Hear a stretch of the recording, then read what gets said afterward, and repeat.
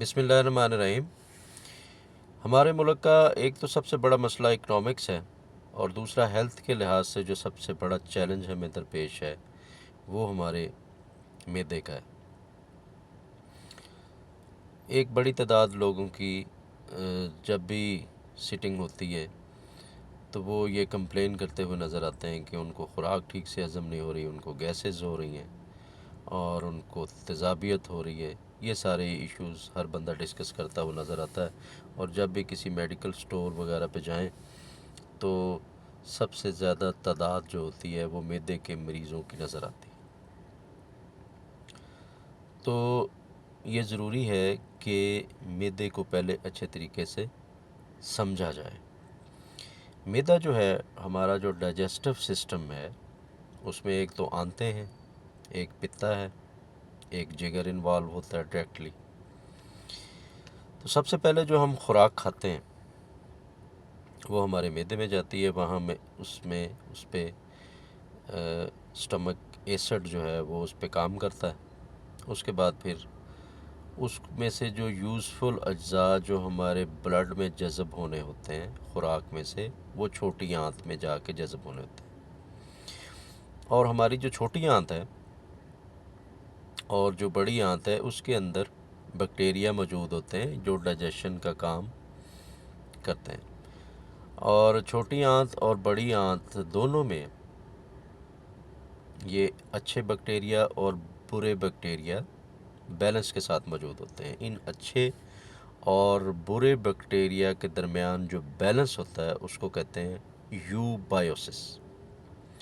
और ये जो बैक्टीरिया हमारी छोटी आंत और बड़ी आंत में होते हैं इसको कहते हैं माइक्रोबायोम। माइक्रोबायोम जो है या ये जो बैक्टीरिया हैं ये भी हर बंदे का अलग अलग, जिस तरह फिंगरप्रिंट अलग होता है इसी तरह हर बंदे का माइक्रोबायोम भी अलग होता है जो उसको बचपन से मिलता है। तो जब हम ये धड़ाधड़ एंटीबायोटिक खा रहे होते हैं या पेन किलर खा रहे होते हैं तो हमारे ये जो आंतों के अंदर जो बैक्टीरिया हैं इनकी हेल्थ ख़राब हो जाती है या ये फिर डैमेज होना शुरू हो जाते हैं, मरने शुरू हो जाते हैं। तो एक दफ़ा इनकी हेल्थ ख़राब हो जाए या ये डैमेज हो तो दोबारा उनको ठीक करना बहुत मुश्किल होता है। इसलिए कोशिश करनी चाहिए कि हम ये जो पेन किलर और बेजा एंटीबायोटिक का इस्तेमाल है ये ना करें ताकि हमारी आंतों के अंदर बैक्टीरिया की हेल्थ ठीक रहे। और अभी ये जो प्रॉब्लम ज़्यादातर मैदे के होने की वजह यह है कि हम हर छोटी छोटी चीज़ पे पेन किलर ले रहे होते हैं और हर छोटी सी बात पे, छोटी सी इन्फेक्शन पे एंटीबायोटिक का इस्तेमाल शुरू कर देते हैं।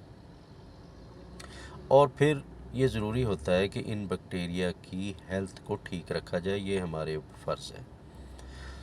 इनकी हेल्थ को ठीक करने के लिए, बैक्टीरिया की हेल्थ के लिए ज़रूरी होता है सॉल्युबल और इनसॉल्युबल फ़ाइबर का मिक्सचर।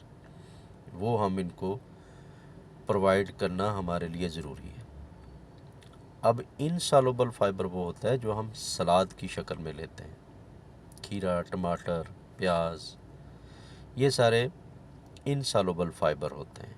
यानी ये जो फ़ाइबर हैं ये हमारा जो आंतों का जो सिस्टम है उसमें से पानी को एब्ज़ॉर्ब कर लेते हैं। पानी को एब्ज़ॉर्ब करके हमारा जो आंतों के अंदर जो सिस्टम है उसके अंदर जो स्टूल है उसको सॉफ्ट कर देते हैं।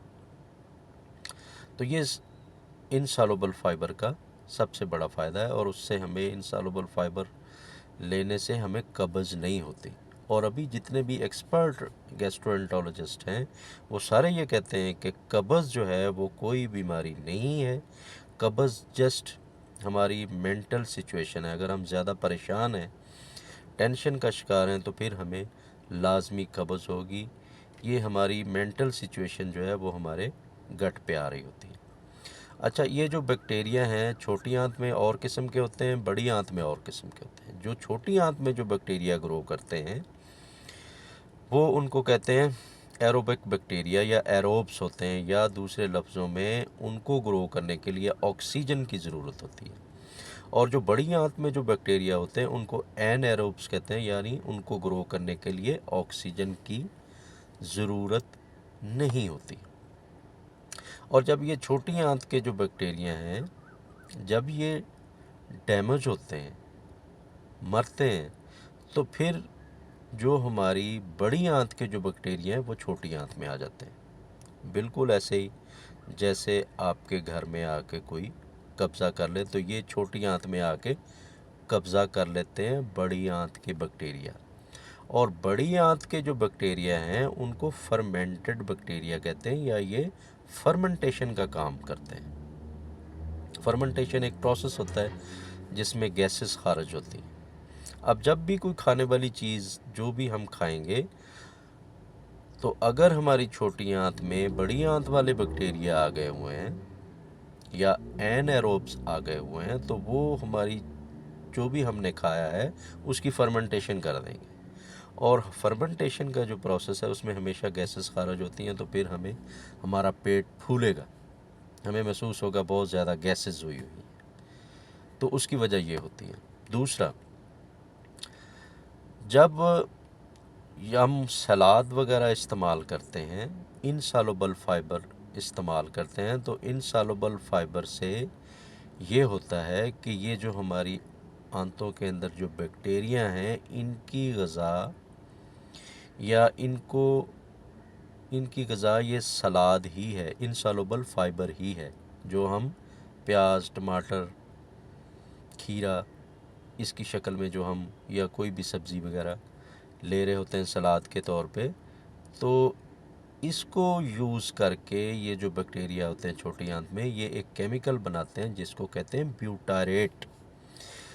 ये जो ब्यूटारेट केमिकल है, जो हमारी छोटी आंत या हमारी आंतों के अंदर जो लाइनिंग है, या मतलब आप ऐसे समझें कि आंतें सेल्स से बनी हुई हैं और वो सेल्स टाइटली मतलब एक दूसरे के साथ जुड़े हुए हैं, और ये इन सेल्स की स्ट्रेंथ के लिए ये ब्यूटारेट जो सलाद के इस्तेमाल से बना है, ये इन सेल्स की खुराक है। सलाद जो है ये इन बैक्टीरिया की खुराक है, और फिर ये बैक्टीरिया बनाते हैं ब्यूटारेट। ये जो ब्यूटारेट केमिकल है ये हमारे आंतों के सेल्स की खुराक है।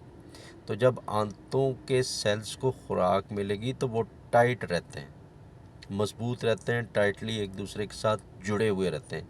जब ये टाइटली एक दूसरे के साथ जुड़े हुए रहेंगे तो हमारी खुराक में से कोई भी जहरीली चीज़ें हमारे ब्लड सिस्टम में नहीं जा सकेंगी। तो इसलिए ये ज़रूरी है कि हम सलाद का इस्तेमाल करें ताकि हमारी आंतों का जो सिस्टम है वो स्ट्रॉन्ग रहे, क्योंकि अगर जहरें जो खुराक के ज़रिए हमारे जिस्म में आ रही हैं वो हमारे खून में चली जाएंगी अगर ये सेल स्ट्रॉन्ग ना रहे तो। ठीक है।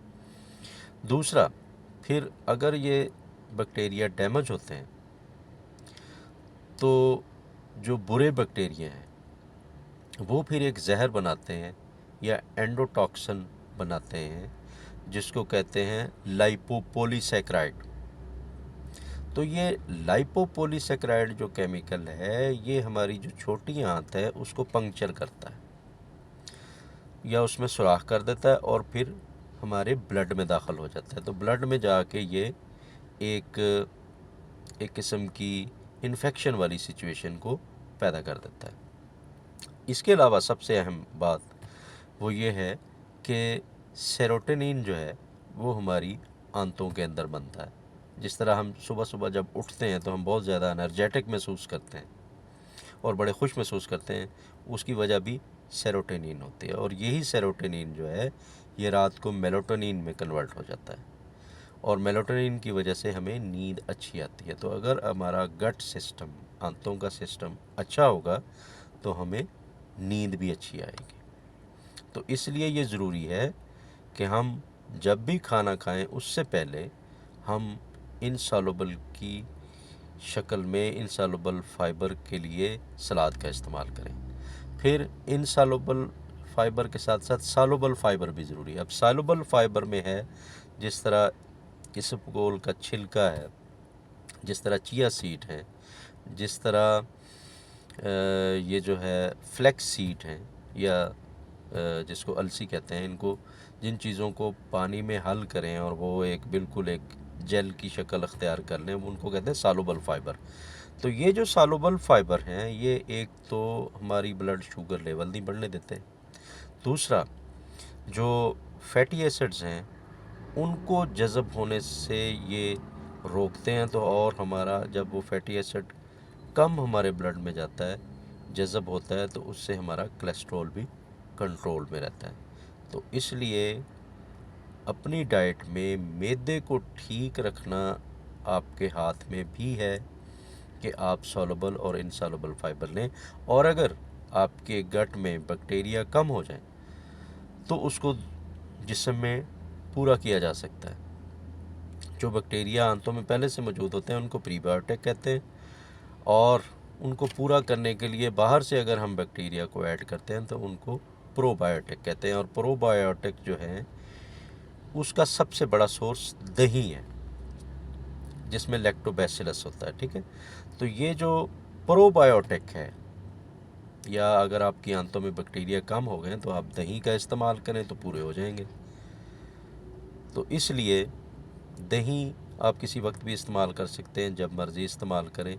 ये आपकी जो गट के अंदर बैक्टीरिया कम हो गए हैं उनको ये पूरा कर देगा। दूसरा जो है अचार नमक वाला, वो भी अगर आप खाने के साथ इस्तेमाल करते हैं तो वो भी बेस्ट सोर्स ऑफ प्रोबायोटिक है। या आपकी आंतों के अंदर जो बैक्टीरिया कम हो गए उनको पूरा कर देगा। तो ख़ुलासा ये हुआ कि एक तो आप सलाद खाएं, सॉल्युबल और इनसॉल्युबल फाइबर। दूसरा, अगर आंतों में बैक्टीरिया कम हो गए हैं तो उसको आप दही से पूरा करें, ये बेस्ट सोर्स है। और पेन किलर के तौर पे जो आप मेडिसिन लेते हैं या एंटीबायोटिक वगैरह ज़्यादा लेते हैं तो कोशिश करें उनको कम से कम इस्तेमाल करें। अपना और अपनी फैमिली का बहुत ख्याल रखिएगा। Thank you.